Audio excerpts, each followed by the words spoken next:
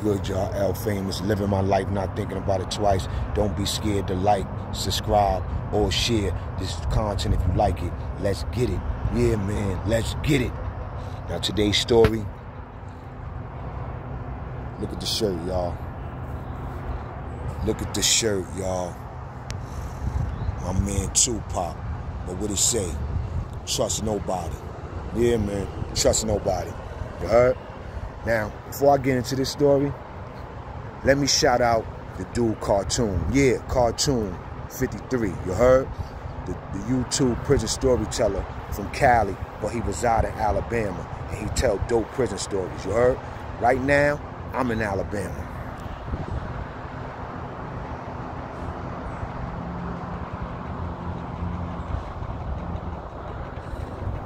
And as y'all can see, I'm in my hotel. We on a cliff, you heard?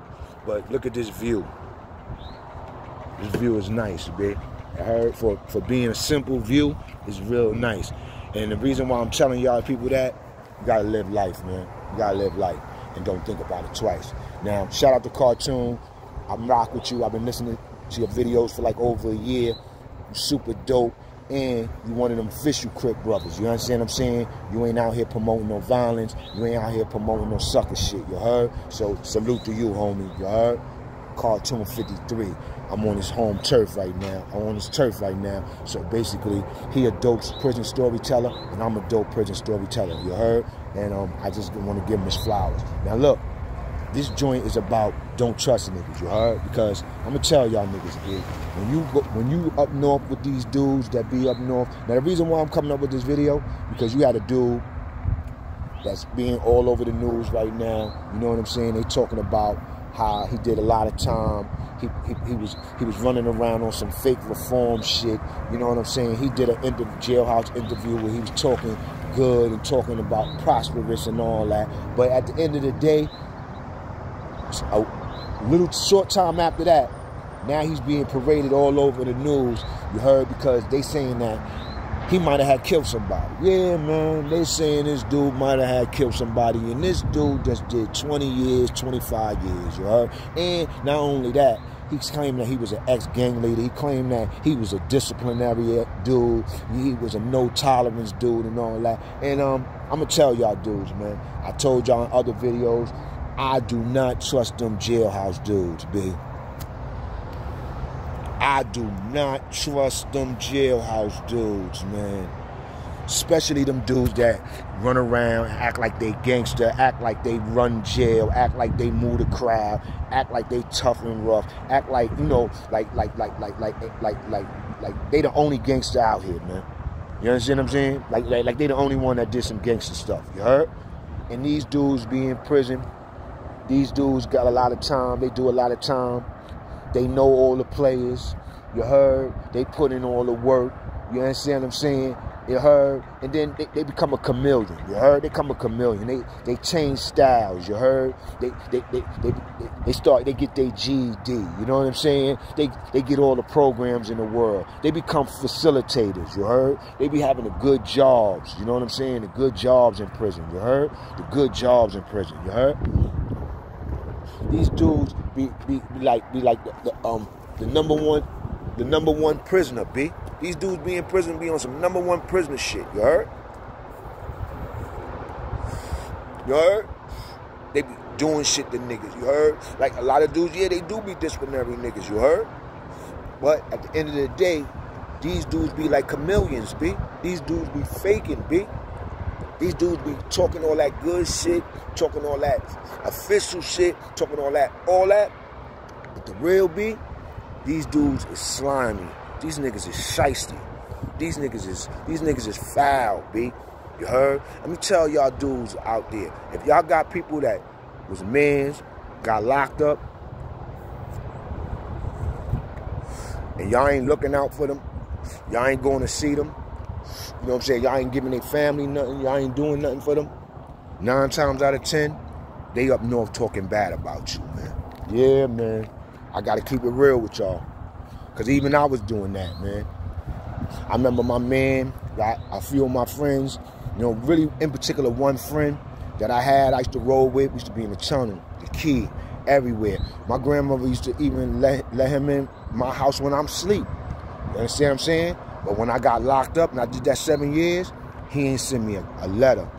He ain't come visited me. It was like me and him wasn't even friends, you heard? So after I wrote him a few times and he never wrote back, and boom, boom, I started to say to myself, like, yo, man, these niggas ain't my friends.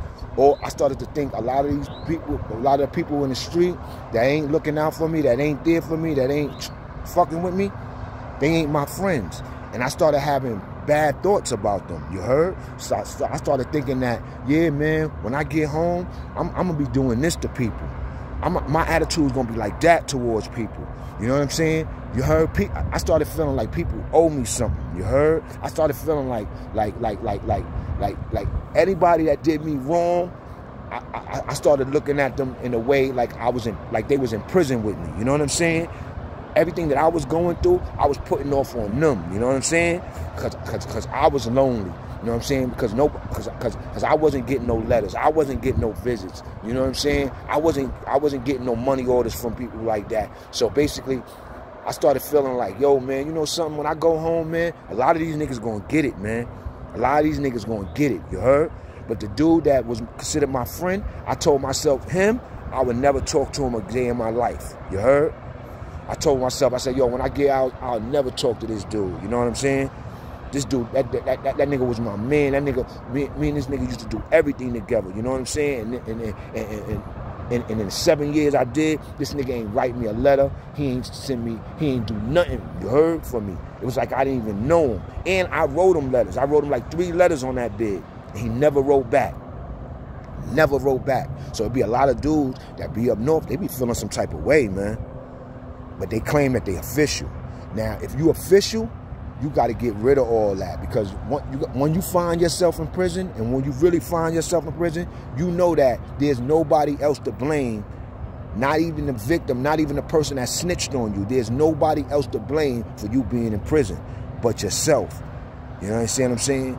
So the best thing to do is get it out the way and over with. You understand what I'm saying? But some people, they can't let go. They got hatred, too much hatred in your heart, in their heart. So basically, these dudes carry a lot of shit along with them. So it don't matter if they do 25 years, 30 years, 40 years. Some of these dudes, they carry a lot of hate in their blood. You know what I'm saying? They don't know the true meaning of being official. Being official is being able to know that something went down that you don't appreciate, but you able to walk away from it. You understand what I'm saying? You able to make the right choices. You able to make the right decisions, you heard, over shit. Now, a lot of these dudes that be doing a lot of time and coming home, I don't feel sorry for them, because some of these dudes, they be coming home to no family, no friends, no nothing. But then you got a lot of these dudes, they come home, they get money, they get dudes looking out for them. You heard? They family feel guilty because they probably wasn't there for them like that. So you got their family might be in a great position. The family be looking out for them, get them a good job, put a couple of $1,000 in their pocket, get them a place to stay, all kind of stuff. In some cases, even be having to meet their lady. Like dudes be meeting good chicks by being around good people. You heard? And from being around good situations with family members and all that. You understand what I'm saying? So it's a lot of good that could come out of it, you heard? But there's also people that they just can't shake that hate. And homeboy seemed like he was one of them, from the Bronx, you heard? He wasn't from the Bronx. These dudes was from Harlem, but they brought their business to the Bronx, because the dude that got killed was living in the Bronx. And look how crazy this story is unfolding. They saying that this dude did a whole bunch of time, ex-gang leader, you know what I'm saying, reformed dude, did an interview on some podcast joint, you heard, Jailhouse Podcast, you know what I'm saying, acting like he reformed, acting like he for the kids, acting like he for the people. But at the end of the day, they got this dude coming in and out of an apartment, different disguises. You heard, this dude coming out. This dude, first of all, this dude, they said the super's watching this dude. Everything that I'm talking about is being reported already. You heard? Listen, the super was watching this dude on camera, because he noticed that this dude don't even live in an apartment. You heard? He don't even live in an apartment. But he coming in and out the apartment, different outfits, like casually, like nothing. You heard? But you know what I'm saying? And then he don't know that this super's watching him. You heard? See, a lot of criminals, you know what I'm saying? Being that he did a lot of time, this guy, if he did do it, being that he did a lot of time, nigga probably was up there thinking that he could do the perfect murder. It ain't no such thing as the perfect murder, man. You look on TV, man, they be catching niggas 25, 30 years later, man. They catching these white niggas 25, 30 years later that's doing these crimes out here in these crazy ass states. You heard? You got more people being missing and doing and getting killed and finding and being found in woods and shit out in these rural areas than anywhere. You understand what I'm saying? And a lot of them crimes don't get solved for 25, 30 years, you heard? And a lot of these crimes ain't been solved. A lot of these crimes been solved lately because of the DNA that they claim that they be using on niggas. You know what I'm saying? But this story is right here is about trust nobody. Nobody. This dude supposed to have been this dude, man. They said this dude that got killed looked up to the dude that they say killed him. You heard? And they said that they said that tenants, neighbors, they heard somebody scream, yelling, "Please don't kill me, I got a family." You heard?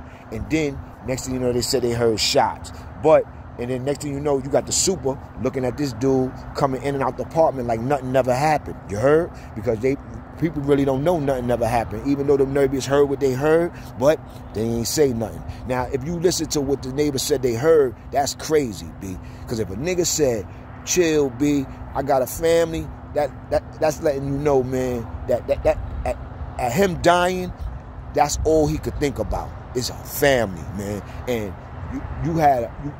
it's crazy how you got dudes out here that'll kill a nigga or take a nigga away from his family like that over money. You heard? Over drugs, over a nigga car. Oh yeah, this nigga was driving this nigga car, yo. This nigga was coming in and out this nigga apartment, driving this nigga car, yo. You heard?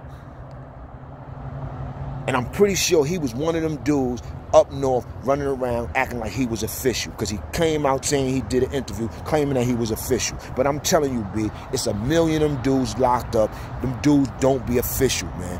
Niggas be running around in jail, you know what I'm saying, teaming up on niggas, living off the strength, doing all kind of crazy shit to people and harming people and all that. And then they come out here and they act like they motherfucking changed their life, like they good citizens, and these niggas is doing what they doing.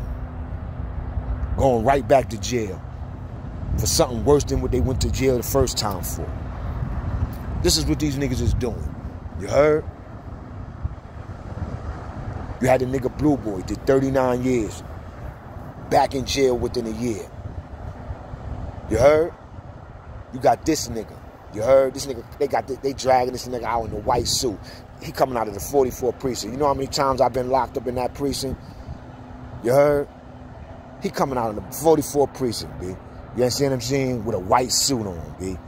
How you official, man? You ain't official, man. You heard? And that's why y'all hear me talking up and bigging up a lot of official gangster niggas that I met and I came across. You heard? But at the end of the day, it's a small percentage of them niggas that's official, man.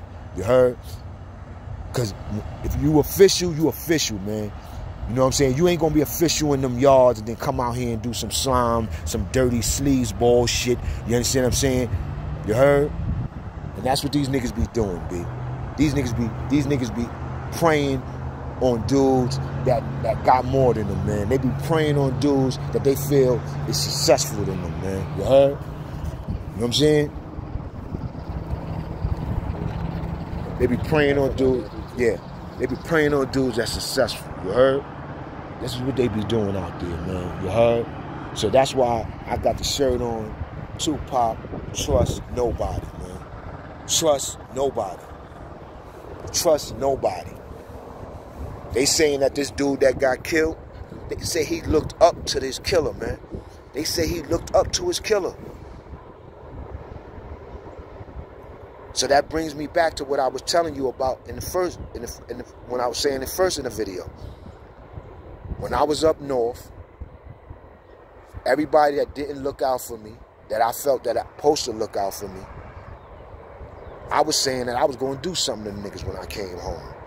But when I came home, that kid that I said I was never going to talk to again, as soon as I seen him, he was my man again, as soon as I came home. You heard? Because he didn't get me in jail. It ain't his fault, the reason why I was in jail doing all that time and lonely, and I ain't had people there for me like that, but my family, my grandmother, my sister, and them. You heard? Nobody owes you nothing, man, out here, B. You heard? And it don't give nobody the right to feel like they could take a person's life, or they could rob a person, or they could just take from a person just because you feel that you realer than a person, or a person owes you something. What do a person owe you, bro? We all get the same 24 hours out here. You heard? So this dude, that dude said that they heard of, that he might have been official up north, just crashed out over money, over jealousy. You heard? Because the nigga had you in his house, man. You see what I'm saying? Nigga had you in his house. Nigga told you, chill, don't do it. I got a family. And none of that shit stopped that man from ending that nigga life, man. Putting one in his head. You heard? Now, I'm not saying that he did it. The news and the people are saying he did it. But they got pictures. They got video. Because this criminal nigga, this nigga was driving a nigga car, going in and out the nigga house, trying to get rid of evidence, to the point where they saying he chopped the dude up. You know what I'm saying? You chopped the dude up to try to cover up your crime. That's crazy right there. You heard? That's crazy right there. So when I hear these stories, it just made me throw on my shirt that I bought the other day. And I knew it was a reason why I bought it. I didn't know it was gonna be a story. But yeah, trust nobody, man. Rest in peace, Tupac. Rest in peace, Big. Rest in peace, homeboy that lost his life. Rest in peace, everybody that been backdoored out there, you heard? Game is sour, nigga. You heard? You got niggas 40, 50, even in their 30s running around talking about they shiesty, they grimy, they dirty, they this, they that. Still doing dirty shit, you heard? Just to get $1, just to think they gonna get ahead. You ain't going nowhere, B. You heard?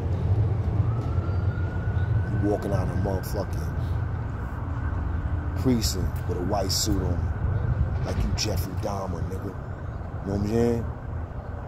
Sucker.